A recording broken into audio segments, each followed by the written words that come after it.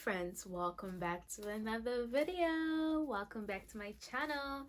Today I'm coming to you with another aviation video. Savvy travel savvy. I forgot which one it was, but welcome back to Travel Savvy.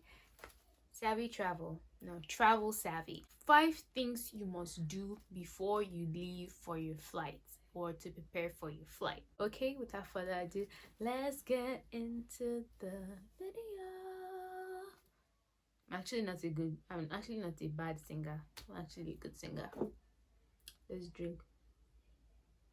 The first thing you must check for before you leave for your flight is to make sure that you have 2 forms or 1 form of a valid government issued ID. So this can be your passport, this can be your driver's license. Now you can't travel with something like, let's say, your Costco card or your student ID. It has to be a government issued ID. So make sure you have it with you and make sure that it's valid, meaning it's not expired or anything like that.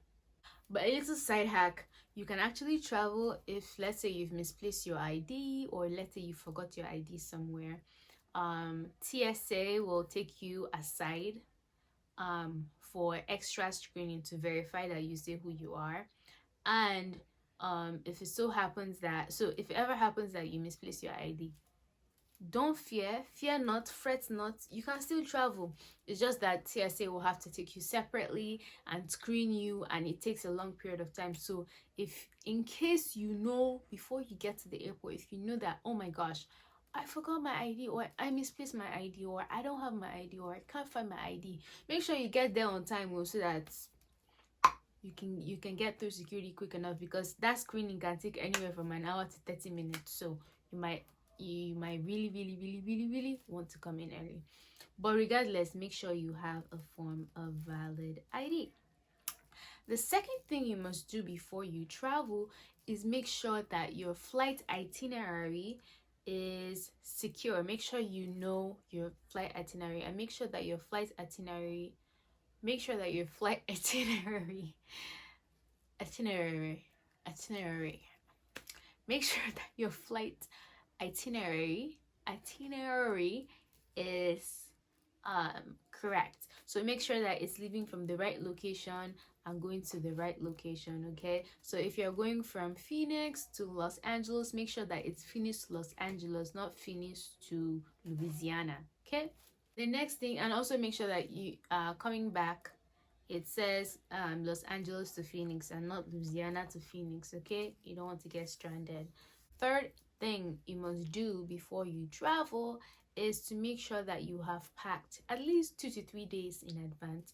If you are a pro like some of us, you can pack, let's say, the night before or a day before, which is fine, but just to give you more peace of mind and ease of travelability. That's not a real word, I made that up. It's advisable to pack at least 2 to 3 days in advance so that you just have peace of mind on what it is that you are bringing with you. I know for me, I usually select the outfits that I wish to take with me at least a week before, and then 2 to 3 days before, I actually then pack it into the suitcase if I decide that all 5 outfits are coming with me. The next thing you have to do is check in for the flight and check on your flight. Just making sure it's still recording. Checking into your flight is just alerting the airlines to know that you're still coming from your flight, and then also just making sure that you know what gate or terminal that you're going to. And so usually when you check in, you also get your electronic boarding pass, and if you're old-fashioned like some of us is still in the world, you can go ahead and when you get to the airport, you can actually ask for a paper boarding pass. The 3 most important things you need to leave the house with, or you need to check before you leave the house, is number 1, your ID. Make sure you have your ID. Number 2, your phone. Number 3, your suitcase where you have packed everything that you may need and want to take with you. Make sure you don't leave the house without these 3. So before you enter the car that's going to take you to the airport, make sure that these 3 things are on you and on your person. The last and final thing is deciding deciding when to leave your house and how long to arrive to the airport before your flight leaves. Now, there are some people that, they like to arrive 6 hours before, 5 hours before, which is all fine and good, but I don't think that's not absolutely necessary, you know. So deciding when to leave your flight or deciding when to leave for your flight is contingent on some things. It's contingent on a lot of things. It's contingent on how big the airport is, how much traffic the airport gets, and what time of the day the flight is happening, and also whether or not you're checking a bag at the airport. So if you're traveling through a big airport like JFK in New York, MIA Miami, Chicago, DIA Denver, or LAX Los Angeles, if you're traveling through big airports like that, it's very advisable that you leave 2 to 3 hours, or you arrive 2 to 3 hours before your flight departs, especially if you're checking a bag. That's just because when you reach there and you're checking a bag, there's going to be a lot of people trying to check their bags as well. That'll give you enough time to check your bag.